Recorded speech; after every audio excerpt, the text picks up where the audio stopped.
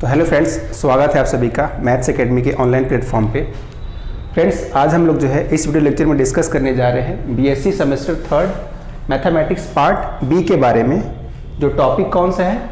Mathematical methods. ठीक है, तो जो भी लोग ये वीडियो देख रहे हैं या जिनको इस वीडियो से थोड़ा हेल्प मिल रही है, उनके लिए मैं बताना चाहूँगा फ्रेंड्स कि जो हम लोग बुक रिफ़र करने वाले हैं इसमें, वो हमारी बुक होगी डॉक्टर विनोद कुमार की मैथमेटिकल मेथड्स। ठीक है, ये बुक शायद स्क्रीन पे दिख रही होगी, तो आप देख सकते हैं। इस बुक को आप परचेज करके इसी बुक को आप आधार बना सकते हैं। ठीक है, हम लोग अपनी जो क्लास यहाँ पे बना रहे हैं उसमें बेसिकली हम लोग इसी बुक को फॉलो करेंगे। ठीक है, और कुछ क्वेश्चन हम लोगों ने एससी मलिक की बुक से भी उठाए हुए हैं। ठीक है, तो वहाँ के भी कुछ क्वेश्चंस यहाँ पे डिस्कस हो जाएंगे।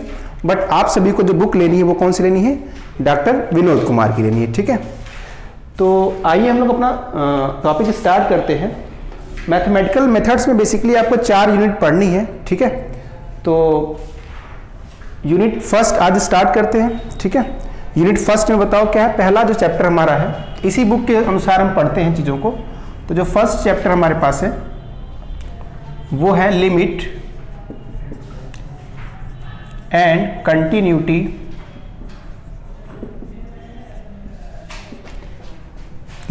कंटिन्यूटी ऑफ फंक्शन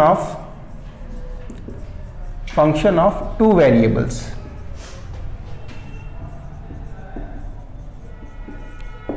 ठीक है, ये हमारा चैप्टर नंबर फर्स्ट है। तो यहीं से हम अपनी कहानी की शुरुआत करते हैं। ठीक है, limit and continuity of function of 2 variable. Basically limit क्या होती है और कंटिन्यूटी क्या होती है, आप लोग 1 वेरिएबल के लिए इस चीज़ को पढ़ चुके हैं। ठीक है, या जो लोग देख रहे होंगे उनके लिए बताऊं कि आप लोगों ने लिमिट कंटिन्यूटी के बारे में already differential calculus semester first में, है ना, सेमेस्टर फर्स्ट में डिफरेंशियल कैलकुलस पढ़ा था, तो वहाँ पे लिमिट एंड कंटिन्यूटी का कॉन्सेप्ट आपको पढ़ाया गया होगा। ठीक है, अब यहाँ पे लिमिट कंटिन्यूटी का ही कॉन्सेप्ट पढ़ना है। बस किसके लिए पढ़ना है बताओ? फंक्शन ऑफ 2 वेरिएबल्स के लिए पढ़ना है। ठीक है, तो सबसे पहले जो बात एराइज होती है वो यही एराइज होती है कि लिमिट और कंटिन्यूटी का मतलब तो हम समझते हैं पहले से, लेकिन फंक्शन ऑफ 2 वेरिएबल क्या है, ये थोड़ा सा हमारे लिए चैलेंजिंग टास्क है। ठीक है, तो इसको समझना जरूरी होगा कि फंक्शन ऑफ 2 वेरिएबल है क्या। ठीक है, तो सबसे पहले इसी की डेफिनेशन लिखते हैं और समझते हैं कि फंक्शन ऑफ 2 वेरिएबल होता क्या है। ठीक है, तो सभी लोग हेडिंग लगा लेंगे, फंक्शन ऑफ 2 वेरिएबल्स।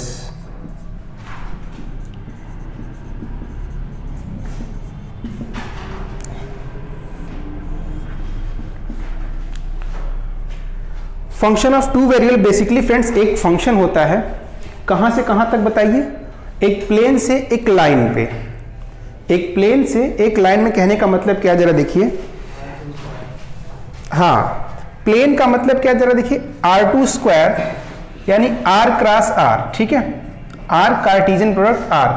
इसका क्या मतलब है?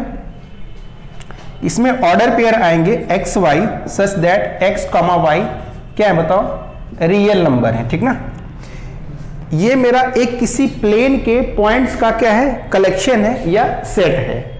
ठीक है, किसी प्लेन के पॉइंट्स का कलेक्शन या सेट है। ठीक है, तो ये R2 क्या है, इसको अपने दिमाग में आप रखिए या आप अपनी नोटबुक पे भी इसको नोट कर सकते हैं। ठीक ना, तो एक बार इसको नोट कर लो सभी लोग, ये R2 क्या है। ठीक है, तो इसकी फिर डेफिनेशन लिखते हैं फंक्शन ऑफ 2 वेरिएबल की। तो फंक्शन ऑफ 2 वेरिएबल की डेफिनेशन फ्रेंड्स देखो क्या है। A function f from R2 to R is called function of 2 variable.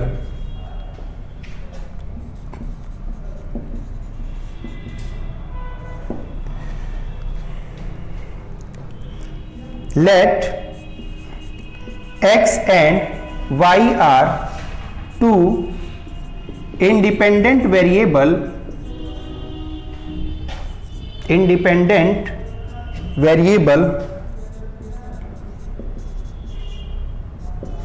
and z be any dependent variable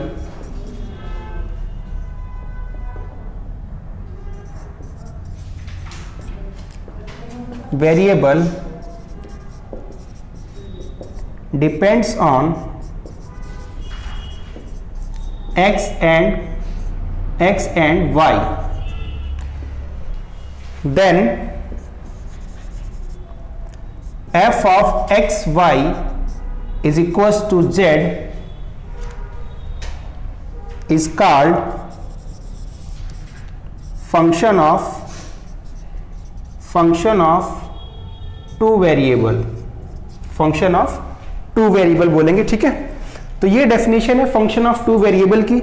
इसमें जो चीज इन्वॉल्व हो रही है वो क्या है बताओ, आर स्क्वायर। ठीक है, तो आर स्क्वायर क्या है, इसको तुम लोग समझ पा रहे हो कि आर स्क्वायर क्या है।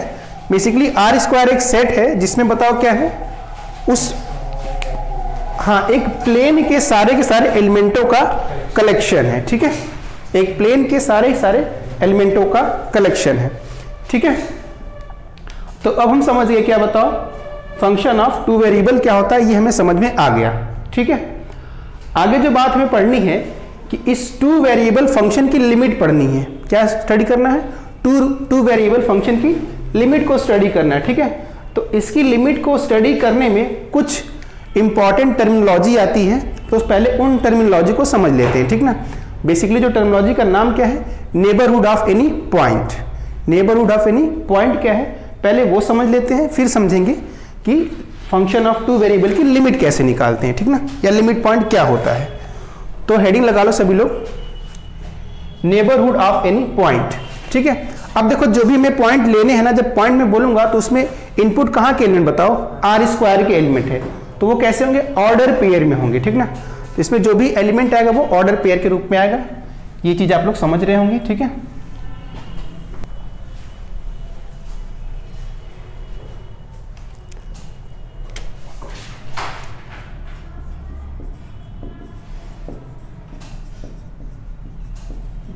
Neighbourhood of any point A B. ठीक है, नेबरहुड को शॉर्ट फॉर्म में हम लोग क्या लिखते हैं बताओ, एनबीडी लिख देते हैं। ठीक है, नेबरहुड की ये क्या बताओ, शॉर्ट फॉर्म है। ठीक है, और इसका देखो नोटेशन कैसे है जरा, neighbourhood of any point A B को हम ऐसे नोटेशन भी इसका देते हैं, एन ए बी। ठीक है, तो किसी भी प्लेन में, ये किसी प्लेन का पॉइंट है, रियल लाइन का पॉइंट नहीं है ना, किसका पॉइंट है बताओ, किसी प्लेन पे कोई पॉइंट है। ये इस पॉइंट का जो नेबरहुड होगा वो दो तरह से निकाला जा सकता है। एक क्या हो सकता है बताओ, सर्कुलर नेबरहुड, और एक कैसा, रेक्टेंगुलर नेबरहुड। ठीक है, तो सबसे पहले देख लीजिए circular neighbourhood of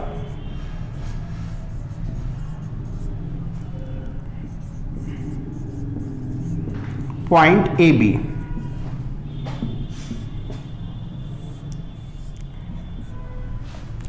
circular neighbourhood की अगर बात करें तो जैसे मान लो कि ये कोई पॉइंट ए बी है। ठीक है, पॉइंट ए बी, अब मैं कोई एक डेल्टा रेडियस लेकर के, रेडियस बताओ कितनी है, डेल्टा रेडियस लेकर के, और एक मैं इसके अराउंड बॉल बना दूं। ठीक है, तो ये बताओ क्या कहलाएगा, ए बी का सर्कुलर नेबरहुड।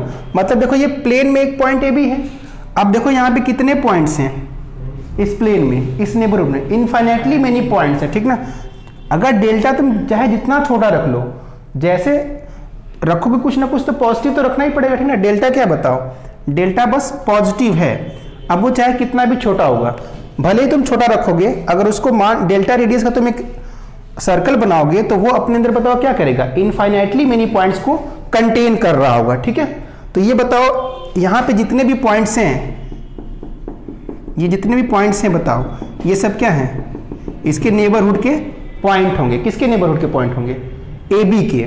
ठीक है, तो इसकी डेफिनेशन जरा लिख लो, मैथमेटिकल डेफिनेशन बस लिखवा रहे हैं, समझाने के लिए मैंने समझा दिया कि ए बी के सर्कुलर नेबरहुड का मतलब क्या होता है। ठीक है,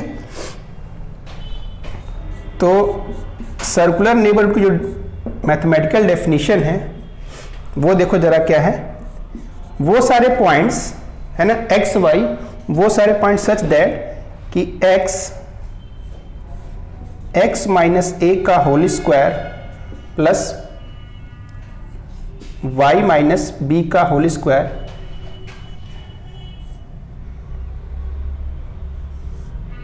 लेस आर इक्वल टू बताओ क्या, डेल्टा। ठीक है,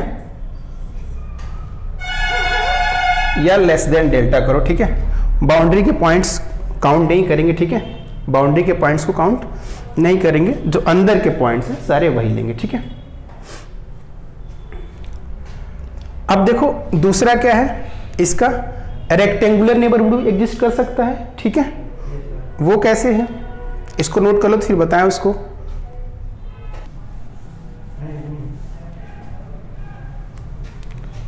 तो दूसरा जो डेफिनेशन है नेबरहुड की वो है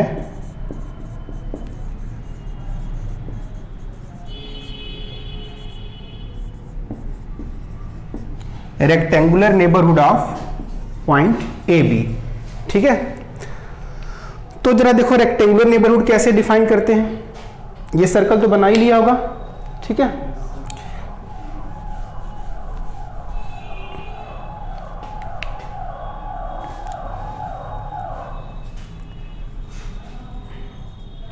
देखो ये मेरा कोई पॉइंट क्या बताओ, ए बी है। ठीक है, अब अगर ए बी है तो मैं इसको प्लेन में देख रहा हूं ना, एक प्लेन में है, मान लो एक्स वाई प्लेन ही है। ठीक है, तो ए बी का मतलब क्या, यहां ओरिजिन से कुछ डिस्टेंस होगी ये इस पॉइंट की, इसी को मैं ए बोलता हूं। ठीक है, यहां पे ए पॉइंट है, सपोज करो ये पॉइंट ए है, और यहां पे बताओ क्या है, ये पॉइंट बी है। ठीक है, तो ए में मैं कुछ जोड़ दूं या घटा दूं तो एक इंटरवल बन जाएगा। यहां पे ए का इंटरवल देखो बनेगा इस लाइन पे, उसी तरह से बी का भी इंटरवल बनेगा वाई एक्सिस पे। ठीक है, और जहां ये चारों लाइनें मीट करेंगी उससे क्या बनेगा, एक रेक्टेंगल बनेगा। वही जो रेक्टेंगल बनेगा वो ए बी का क्या कहलाएगा बताओ, नेबरहुड कहलाएगा। जैसे देखो मैंने बी में कुछ घटाया मान लो, तो यहाँ पे आ गया मान लो b minus delta, delta dash कर लेते। ठीक ना, डेल्टा डैश कर लिया, और बी में कुछ जोड़ा तो बताओ कहाँ चला गया, बी प्लस डेल्टा डैश यहाँ चला गया। तो ये बताओ इसको अगर मैं ऐसे आगे बढ़ा दूँ तो ये लाइन बनेगी और ये लाइन एक और बनेगी। ठीक है, बन रही है। उसी तरह से ए में मान लो मैंने डेल्टा जोड़ा तो ए प्लस डेल्टा यहाँ चला आया, और ए में डेल्टा घटाया तो ए माइनस डेल्टा यहाँ चला आया। अब इसको भी मैं अगर आगे बढ़ाऊं तो जो दो लाइनें हमने ड्रॉ करी हैं ये उसको कहीं ना कहीं मीट करेगा। ठीक है, और एक रेक्टेंगल बनाएगा, देखो ये वाला रेक्टेंगल। ठीक है, अब इस रेक्टेंगल में है ना, अब इस रेक्टेंगल में जितने भी पॉइंट्स आएंगे, ये सारे जो पॉइंट्स आएंगे ये बताओ क्या कहलाएंगे, नेबरहुड ऑफ ए बी कहलाएंगे, है ना। और किस फॉर्म में है बताओ, ये rectangular neighbourhood of A B कहलाएगा। ठीक है, तो रेक्टेंगुलर नेबरहुड को मैं डिफाइन अगर करूं मैथमेटिकली तो कुछ मैं इस तरह से लिख सकता हूं, सच दैट, इसको इस डायग्राम को बना लो, सच दैट कि x minus a less than delta and y minus b का mod less than delta dash. अच्छा ये देखो बताओ इसका मतलब क्या होता, समझ में आता है सभी को, mod x minus a less than delta.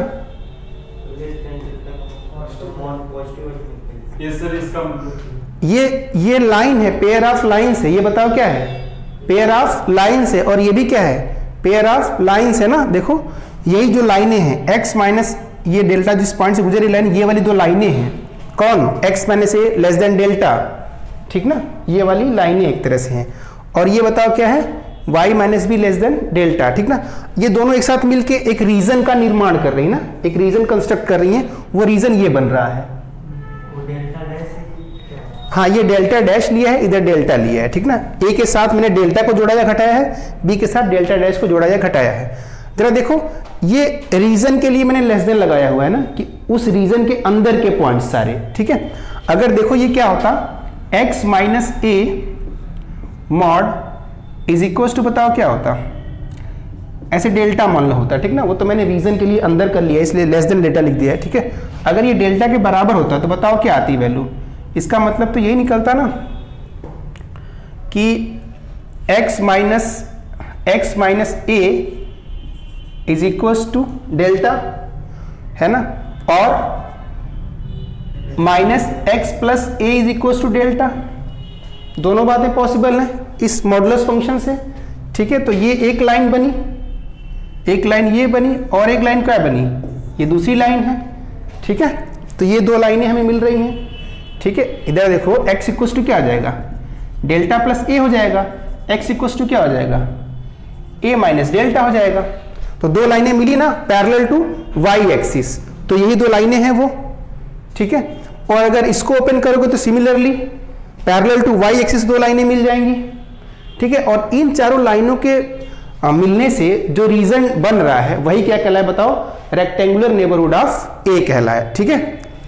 तो आई होप कि तुम लोग समझ पा रहे होगे मेरी बात को, ठीक है।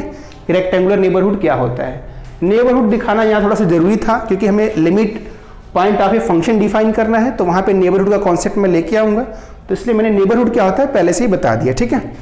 अब देखो एक टर्म आता है deleted neighbourhood of A B. क्या टर्म है, deleted neighbourhood of A B. तो डिलीटेड नेबरहुड का ए बी का मतलब क्या है, देखो जैसे ये ए बी का एक रेक्टेंगुलर नेबरहुड है, अगर मैं इसमें से ए बी को ही गायब कर दूं, ठीक है, मतलब कि क्या लिखूं मैं, एन ए बी में से मैंने पॉइंट ए बी को ही क्या कर दिया, गायब कर दिया, है ना। पॉइंट ए बी को ही अगर मैं गायब कर दूं तो ये बताओ क्या कहलाएगा, deleted neighbourhood of A B कहलाएगा, ठीक है। अब चाहे ये रेक्टेंगुलर हो चाहे ये सर्कुलर हो, कोई सा भी हो, ठीक है, उसमें से उसी पॉइंट को गायब कर दूं तो वो क्या कहलाएगा बताओ, deleted neighbourhood of that point, अगर उस पॉइंट को हम हटा दे तो, ठीक है।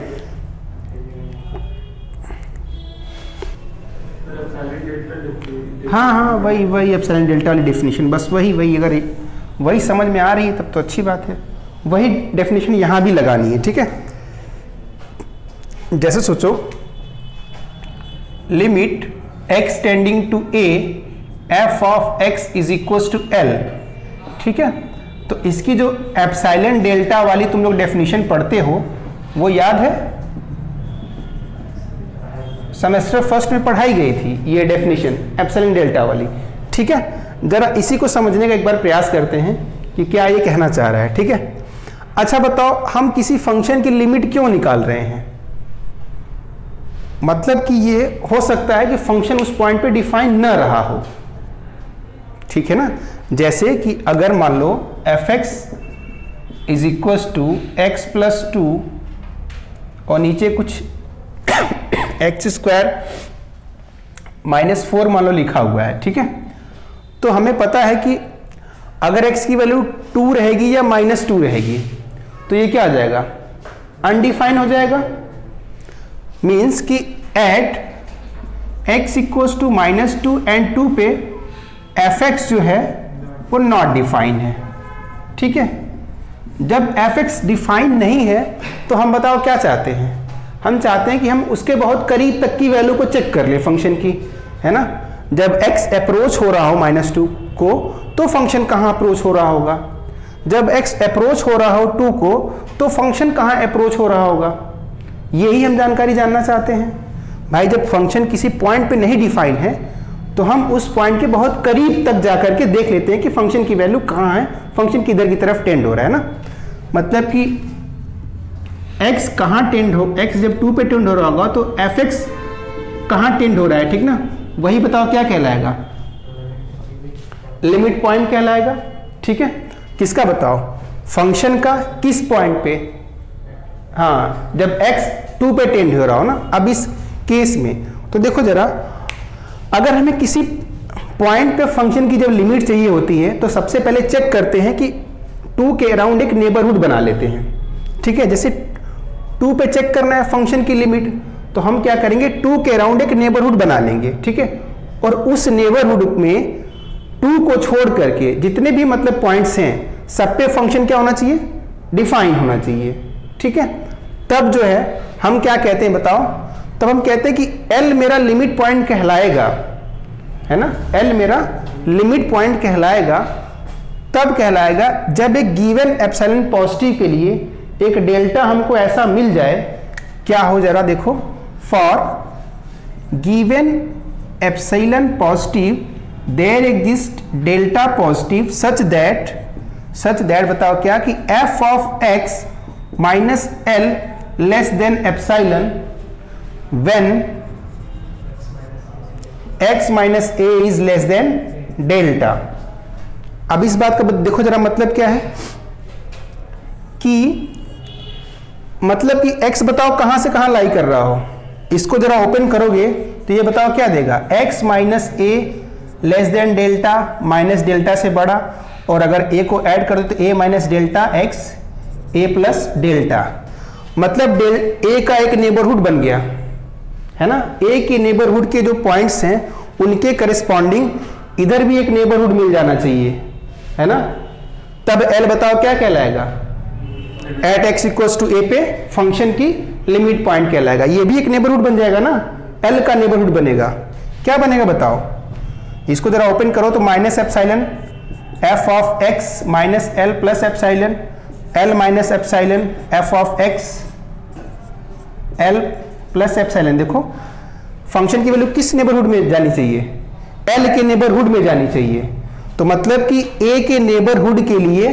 फंक्शन की सारी वैल्यू बताओ कहां जाए, L के नेबरहुड में जाने लग जाए, तब L बताओ at x equals to a पे क्या कहलाएगा, फंक्शन की लिमिट पॉइंट कहलाएगा। बताओ ये क्लियर है, एक बार और समझ लें। देखो हम क्या कह रहे हैं, हम कह रहे हैं कि फंक्शन मान लो किसी पॉइंट पे डिफाइन नहीं है, हो भी सकता है नहीं भी हो सकता, हम ये दोनों केस लेकर चल सकते हैं, तो इसलिए क्योंकि नहीं है तभी तो हम लिमिट निकालना चाह रहे हैं ना, जब फंक्शन किसी पॉइंट पे डिफाइन है तो लिमिट जबरदस्ती क्यों निकालेंगे, तब तो सीधे सीधे कहेंगे ना कि x इक्वल टू 2 पे ये वैल्यू आ रही थी भैया, लिमिट निकालने की कोई जरूरत ही नहीं है। लेकिन जब ऐसी प्रॉब्लम्स आती हैं, है ना, हमारे सामने ये प्रॉब्लम है ना कि x इक्वल टू -2 पे और 2 पे फंक्शन की वैल्यू में नहीं पता कि क्या हो रही है, तो इस केस में बताओ क्या करते हैं, लिमिटिंग अप्रोच को अपनाते हैं। ठीक है, जब लिमिटिंग अप्रोच को अपनाते हैं तो वैसे तो लिमिट निकालने के लिए कॉन्सेप्ट बहुत पढ़े हमने, लेकिन लिमिट का एग्जैक्टली मतलब क्या है, वो ये है कि अगर fx की लिमिट L है किसी पॉइंट A पे, तो उस बात का ये मतलब है कि A के नेबरहुड के सारे पॉइंट्स के लिए A का बताओ ये क्या बन रहा है, नेबरहुड बन रहा है। तो A का अगर मैं कोई नेबरहुड बनाऊं और उसमें जितने भी पॉइंट्स आ रहे हैं A के नेबरहुड में, A को छोड़ करके, क्योंकि A पे तो फंक्शन डिफाइन ही नहीं था, तो A को छोड़ करके जितने भी पॉइंट्स हैं A के नेबरहुड में, उन सारे पॉइंटों पे जो फंक्शन की वैल्यू आ रही है वो L के नेबरहुड पे क्या चली जाए, मैप कर जाए, L के नेबरहुड पे मैप कर जाए। बात स्पष्ट हुई। तब L बताओ क्या कहलाएगा, लिमिट पॉइंट कहलाएगा फंक्शन का पॉइंट A पर। ठीक है, बात स्पष्ट है। अब यही सेम कॉन्सेप्ट हमें बताओ एक्सटेंड कर देना है किसके लिए, 2 वेरिएबल के लिए। तो 1 वेरिएबल के लिए आप लोग अगर समझ रहे हैं तो मैं 2 वेरिएबल की डेफिनेशन लिखूं, ठीक है, फिर वहां पे भी समझा दूंगा और वहां पे ज्यादा समझाने की जरूरत पड़ेगी नहीं। ठीक है, ग्राफ से देखना चाहो शिवा एक बार देख लो, शिवा थोड़ा सा मुझे नहीं लग रहा है कि संतुष्ट हो पा रहा है। जैसे मान लो ये तुम्हारा पॉइंट था A पे, अच्छा ये बताओ क्या है, x है, डोमेन है, ये बताओ क्या है, fx वाली लाइन है। ठीक है, तो फंक्शन हम क्या करें, हमें पता है कि A पे फंक्शन की कोई वैल्यू मिल नहीं रही है, फंक्शन डिफाइन नहीं है, तो हम क्या चाहते हैं कि A को इधर से भी अप्रोच करें और इधर से भी अप्रोच करें, यही ना चाहते हैं, दोनों तरफ से बहुत करीब पहुंच जाए A के। और जब हम A के करीब पहुंच रहे हैं तो उस समय फंक्शन किधर की तरफ जा रहा है ना। तो मान लो अगर ये कोई L लिमिट पॉइंट अगर इसका है ना, L लिमिट पॉइंट है, तो फंक्शन उस समय ऐसे पहुंच रहा होगा, ठीक है, L की तरफ पहुंच रहा होगा। ठीक है, यानी अगर मैं A का नेबरहुड बनाऊं तो ये मान लो A प्लस क्या है, डेल्टा है, और ये बताओ क्या है, A माइनस डेल्टा, ये नेबरहुड बना। इस नेबरहुड पे ढेर सारे बताओ पॉइंट्स आ रहे हैं, इनफाइनेटली मेनी पॉइंट्स हैं, और ये सारे पॉइंट्स बताओ कहां पे मैप हो रहे हों, L के नेबरहुड में। ठीक ना, L plus epsilon, L minus epsilon. ठीक है, इसका जो नेबरहुड बन रहा है ना, ये वाला नेबरहुड, सारे के सारे पॉइंट इसी में कहीं कहीं जाके मैप हो रहे हों। ठीक है, इस नेबरहुड के अंदर है। तब बताओ एल बताओ क्या कहलाएगा, इस फंक्शन की पॉइंट ए पे लिमिट कहलाएगा। ठीक बात है, ये बात स्पष्ट हो रही है। ए का नेबरहुड कहां मैप हो रहा होगा, इस एल के नेबरहुड में मैप हो रहा होगा। ठीक है, स्पष्ट हुई कि नहीं बातें, बताओ। देखो इतनी डीप में कोई नहीं बातें बताता है, ठीक है, क्योंकि खुद ही नहीं, लोगों को ही नहीं समझ में आती हैं। एप्सिलॉन डेल्टा की डेफिनेशन लिखवाते हैं लोग और छोड़ देते हैं कि चलो हाँ हो गया, यही मतलब होता है एप्सिलॉन डेल्टा का। तो तुम लोग बताओ मेरी बात समझ पाए कि नहीं समझ पाए। अब देखो मैं डेफिनेशन लिखता हूं। अब देखो जरा एक चीज ध्यान से देखो, अब मैं लिमिट निकालनी, बताओ किसकी, इस तरह के फंक्शन की। एक्स वाई इक्वल्स टू, मतलब टू वेरिएबल का कोई फंक्शन होगा, है ना। सपोज करो कि ये कुछ इस तरह से है, x square plus y upon x minus y, ऐसे देखो दो वेरिएबल का फंक्शन है। तो इसमें तो हम दो अप्रोच लेकर चलते हैं। एक तो मैं ये भी कर सकता हूं, देखो कि limit x y tending to a b f of x y, ये भी मैं एक अप्रोच लेकर चल सकता हूं। एक दूसरी अप्रोच क्या हो सकती है बताओ, मैं एक बार लिमिट एक्स टेंडिंग टू ए निकाल लूं एफ ऑफ एक्स वाई, तो ये फंक्शन ऑफ वाई के टर्म में बचा रहेगा। फिर मैं लिमिट क्या लगा दूं, वाई टेंडिंग टू बी लगा दूं, तब भी एक अप्रोच है। एक अप्रोच ये है, एक अप्रोच ये है, ठीक ना, दो अप्रोच है। इसको बोलते हैं बताओ साइमल्टेनियस लिमिट। क्या बोलते हैं इसको बताओ, साइमल्टेनियस लिमिट। जो हमने अभी डेफिनेशन देखी थी पिछली वाली, जो मैं समझा रहा था, उसी पैटर्न पे ये काम करती है। ठीक है, मतलब एक साथ लगा देंगे एक्स वाई की लिमिट को, ऑपरेट करेंगे। एक ये हो सकता है कि हम पहले एक्स की लिमिट को लगाएं, फिर क्या लगाएं, वाई की लिमिट को लगाएं। जब एक्स की लिमिट लगाएंगे तो फंक्शन ऑफ वाई बचा रह जाएगा, फिर वाई की लिमिट लगा देंगे। ठीक है, तो इसको बोलते हैं क्या, रिपीटेड लिमिट। क्या बोलते हैं इसको, रिपीटेड लिमिट। और ये बताओ क्या है, साइमल्टेनियस लिमिट है। ठीक ना, तो limit of a function in two variable दो तरह से डिफाइन किया जाता है। ठीक है, तो चलो हेडिंग पहले लगा लो, साइमल्टेनियस लिमिट। आज हम समझेंगे साइमल्टेनियस लिमिट क्या होती है। ठीक है,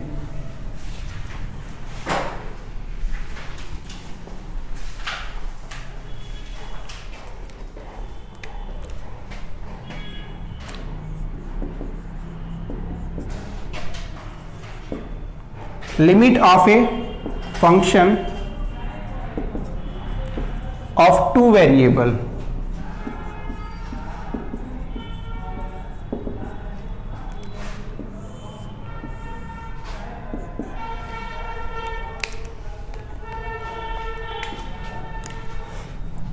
इसमें सबसे पहला हम लिखेंगे क्या बताओ, simultaneous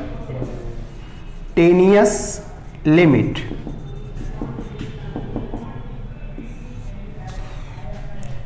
Let f(x,y) be a function of two variable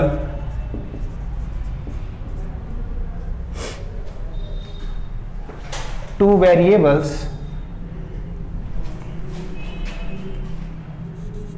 defined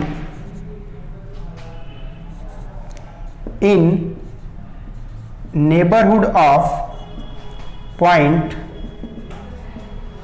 A B. ठीक है,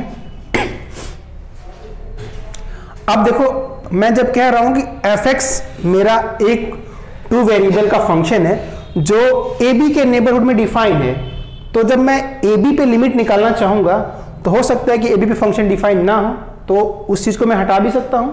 ठीक है,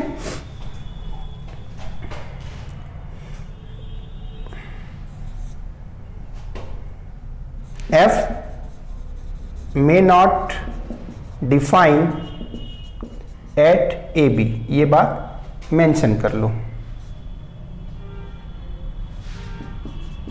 ठीक है, इस बात को मैं हटा दे रहा हूं। ठीक है, क्योंकि मैं सीधे सीधे अगर लिखूंगा कि AB पे डिफाइन है तो फिर AB पे भी डिफाइन हो गया, तो फिर मतलब ही क्या। ठीक ना, हो सकता है कि वो AB पे डिफाइन ना रहा हो। ठीक है, then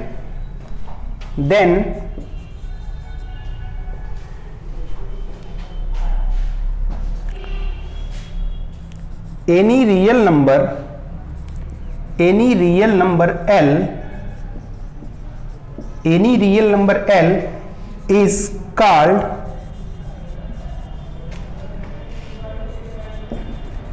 limit of function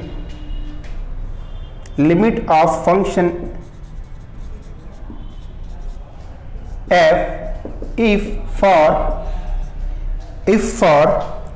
given epsilon positive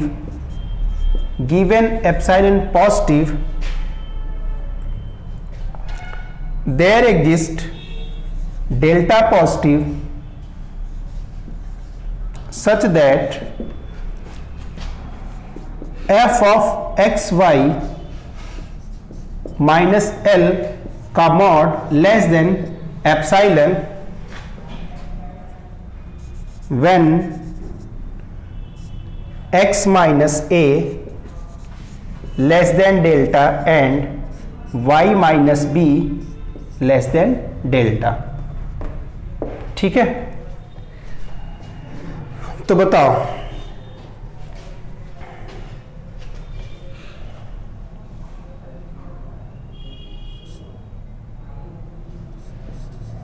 this is written as limit x comma y tending to ab f of x y is equals to L। इसको सिंबॉलिकली ऐसे लिखा जाता है, ठीक ना, ऐसे लिखो, इसका मतलब ये पूरी लाइनें हैं। अगर कहीं ये लिखा हुआ मिला तो मतलब कि इसका मतलब ये जो मैंने लिखवाया है 3-4 लाइन में, इसका मतलब यही है। अब ये जो लाइनें लिखवाई है तुमको मैंने, क्या बताओ ये समझ में आ रही है कि समझ से परे हैं? अच्छा, अभी इतना रुकना पड़ेगा है ना, ताकि तुम लोग बताओ। ठीक है,